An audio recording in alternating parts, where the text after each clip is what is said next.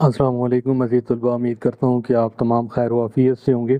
عزیز طلباء، آج ہم نظم حامد کلاس 10 نئی کتاب اردو 2026-27 یہ 2026 میں جو ابھی سلیبس آیا ہے 2027 میں اس کے پیپر ہوں گے، تو آج ہم کے شعر نمبر 3 اور شعر نمبر 4 کی تشریح کریں گے۔ اس سے پہلے جو ویڈیو ہم نے بنائی تھی اس میں ہم نے شعر نمبر 1 اور 2 کی تشریح کی تھی۔ تو عزیز طلباء، آج ہم شعر نمبر 3 اور شعر نمبر 4 کی تشریح کریں گے۔ ہمارے ساتھ رہیں، اور امید کرتا ہوں کہ جب یہ ویڈیو ختم ہوگی تو انشاءاللہ آپ اس قابل ہو جائیں گے کہ آپ شعر نمبر 3 اور 4 میں سے اگر تشریح آتی ہے پیپر میں تو آپ اس کو حل کرنے اور اس میں اچھے نمبر حاصل کرنے کے قابل ہو جائیں گے۔ انتہائی آسان الفاظ میں خود سے تحریر کی گئی یہ تشریح ہے، اور طلباء کو مد نظر رکھتے ہوئے میں نے یہ تشریح کی ہے۔ اگر آپ ایک دفعہ ویڈیو دیکھیں گے تو آپ کو یہ تشریح یاد ہو جائے گی۔ تو شروع کرتے ہیں۔ ہماری نظم ہے حمد، شعر نمبر اس کا 3 ہے۔ تو ہے خلوت میں، تو ہے جلوت میں۔ خلوت تنہائی کو کہتے ہیں اور جلوت ہجوم کو کہتے ہیں۔ یہاں پہ اس مصرے میں شاعر جو ہے دو الگ کفیات کو ایک ہی جگہ رکھتا ہے۔ ہمارا دوسرا مصرع، کہیں پنہاں کہیں آیاں تو ہے۔ کہیں پنہاں، پنہاں کا مطلب ہوتا ہے چھپا ہوا، اور آیاں کا مطلب ہوتا ہے زہر۔ مطلب کہیں اللہ کے بارے میں شاعر لکھتا ہے کہ کہیں چھپا ہوا ہے اور کہیں جو ہے وہ ظاہر ہے، زہری طور پہ نظر آنے والا ہے۔ تو سب سے پہلے تشریح کرنے سے پہلے عنوان کی جانب جاتے ہیں۔ عنوان حمد ہے کیونکہ یہ نظم حمد ہے، اور شاعر کا نام امیر منائی ہے، اور ماخذ جہاں سے یہ لی گئی ہے نظم تو وہ ماخذ جو ہے صنم خانہ عشق ہے۔ تو عزیز طلباء، اس کے مفہوم کی جانب جاتے ہیں۔ اس مفہوم میں شاعر کیا کہنا چاہتا ہے؟ شاعر کہتا ہے کہ اللہ تعالیٰ جو ہے وہ تنہائی اور محفلوں ہر حالت میں موجود ہے۔ بعض اوقات وہ پوشیدہ ہے اور بعض اوقات جو ہے وہ نظر آتا ہے۔ تو اس شعر میں شاعر اللہ تعالیٰ کی ہمہ گیر موجودگی اور قدرت بیان کرتا ہے۔ شاعر کہتا ہے کہ اللہ تعالیٰ ہر جگہ موجود ہے، وہ پوشیدہ بھی ہے اور اپنی نشانیوں کے ذریعے ظاہر بھی ہے۔ پوشیدہ مطلب کہ وہ پنہاں بھی ہے اور آیاں بھی ہے۔ تو تشریح کرتے ہیں عزیز طلباء اس کی۔ تو ہے خلوت میں، تو ہے جلوت میں۔ اس مصرے میں شاعر جو ہے دو متضاد کفیات کو یکجا کرتا ہے، مطلب خلوت اور جلوت۔ ایک جگہ تنہائی ہے اور دوسری جگہ ہجوم ہے، ان دونوں کو اس نے اس مصرے میں یکجا کر دیا۔ اس فقرے میں شاعر اللہ تعالیٰ کی ہمہ گیر موجودگی بیان کرتا ہے۔ شاعر کہتا ہے کہ اللہ تعالیٰ تنہائی میں بھی موجود ہے اور محفل و اجتماع میں بھی۔ تنہائی مطلب خلوت میں بھی موجود ہے اور جلوت میں بھی، محفل و اجتماع میں بھی۔ انسان جہاں کہیں بھی ہو، اللہ تعالیٰ اس کے حال سے باخبر رہتا ہے۔ وہ ہر جگہ اپنی قدرت اور علم کے ساتھ موجود ہے۔ زمین و آسمان کی ہر شے اسی کے حکم کے تابع ہے۔ کس کے حکم کے تابع ہے؟ اللہ تعالیٰ کے حکم کے تابع ہے، اور کوئی جگہ اس کی قدرت سے خالی نہیں۔ شاعر اس مصرے میں یہ حقیقت واضح کرتا ہے کہ اللہ تعالیٰ ہر حال میں انسان کے قریب ہے اور اس کی نگاہ ہر چیز پر قائم ہے۔ کس کی نگاہ؟ اللہ تعالیٰ کی نگاہ ہر چیز پر قائم ہے۔ تو عزیز طلباء، اسی مصرے کی تشریح کے ریلیٹڈ ایک شعر اور آیات شامل کریں گے۔ جو سب سے پہلے شعر، وہی ہے محفلوں میں اور تنہائی میں بھی موجود، نظر آتا نہیں لیکن نگرانی وہ کرتا ہے۔ تو اس کے بعد یہ آیت ہے، قرآنی آیات آپ لکھیں گے، اور اس کا آیات اگر آپ کو نہیں آتی، اگر آپ نہیں یاد کر سکتے تو آپ اس کا حوالہ دے کر مطلب آپ لکھ سکتے ہیں کہ جیسا کہ قرآنی آیات میں لکھا ہوا ہے اس کا ترجمہ، اور تم جہاں کہیں بھی ہو وہ تمہارے ساتھ ہے۔ مطلب اللہ تعالیٰ جو ہے ہر جگہ آپ کے ساتھ ہے۔ تو عزیز طلباء، مصرع نمبر 2 کی تشریح کرتے ہیں۔ دوسرے مصرے میں شاعر کہیں پنہاں کہیں آیاں تو ہے۔ اس میں شاعر جو ہے اللہ تعالیٰ کے ظہور اور پوشیدگی کا فلسفہ بیان کرتا ہے۔ اس میں شاعر کہتا ہے کہ اللہ تعالیٰ اپنی ذات کے اعتبار سے پوشیدہ ہے۔ پوشیدہ کیا ہے؟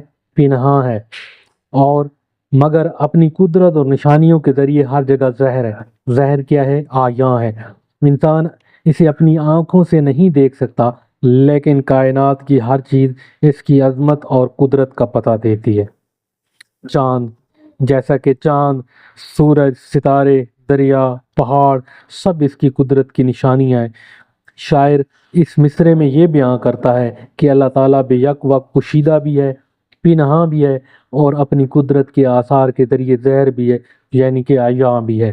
اسی تشریح کے ریلیٹڈ ایک شعر: ہر ذرے میں تیری قدرت کا نظارہ دیکھا، تو نہ دیکھا مگر تیرا جلوہ ہر سو دیکھا۔ مطلب اللہ تعالیٰ کو دیکھا نہیں ہے، لیکن اللہ تعالیٰ کی کاریگری اور جلوہ جو ہے وہ ہر جگہ موجود ہے، جو ہمیں نظر آتا ہے۔ پرانی آیات ہے ترجمہ: آن قریب ہم انہیں اپنی نشانیاں آفاق میں اور خود ان کی ذات میں دکھائیں گے۔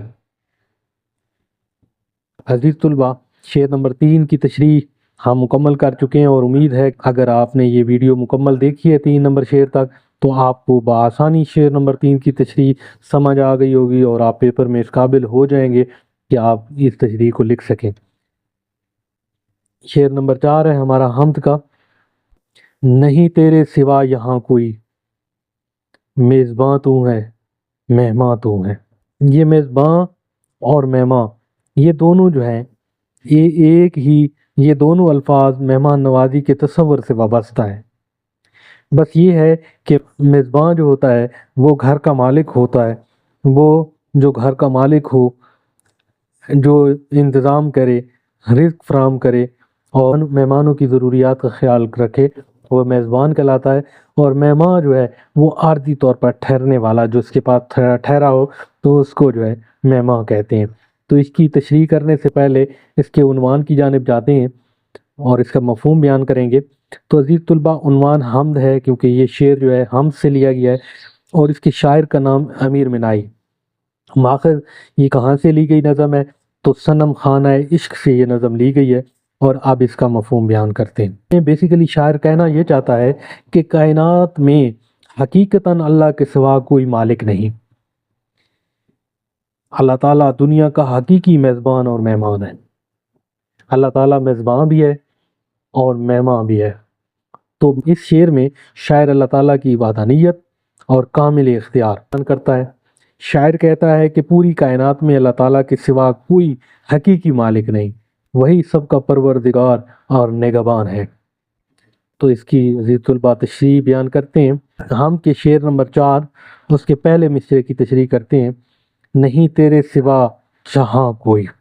جو مصرع ہے اس میں شاعر نظریہ وحدت الوجود کا اظہار اور عقیدہ توحید کو بیان کرتا ہے۔ اس میں شاعر اللہ تعالیٰ کی وحدانیت بیان کرتا ہے۔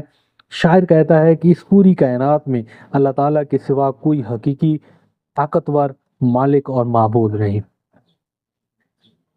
نہیں تیرے سوا جہاں کوئی، زمین و آسماں کی ہر چیز اسی کے قبضہ قدرت میں ہے۔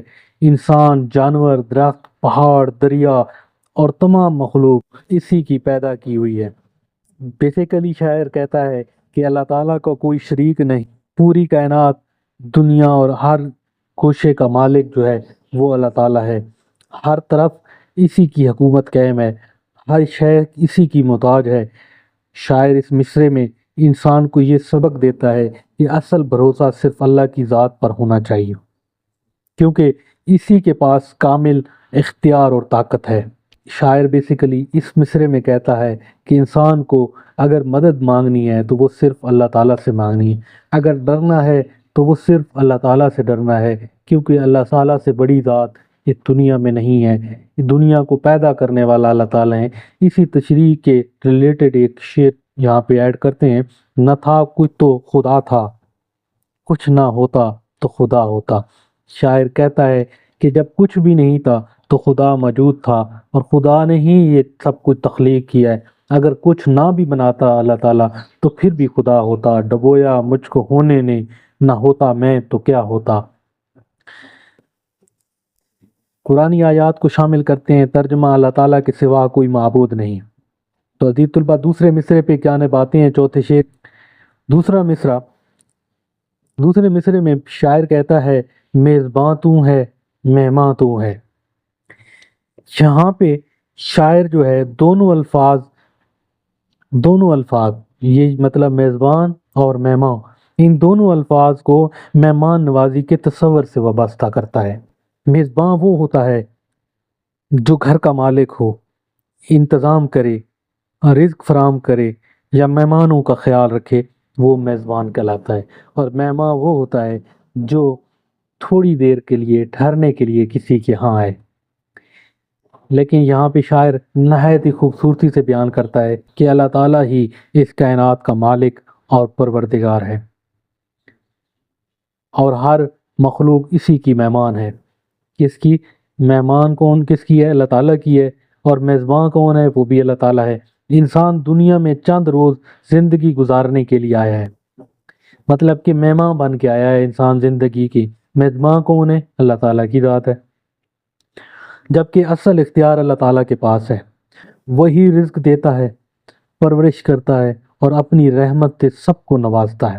ہم دنیا میں کسی بھی چیز کی طلب کرتے ہیں تو ہم ہمیشہ اللہ تعالیٰ سے دعا کرتے ہیں، اسی سے مانگتے ہیں۔ ہمارا یقین ہے، ہمارا ایمان ہے کہ سب کچھ اللہ تعالیٰ نے عطا کرنا ہے۔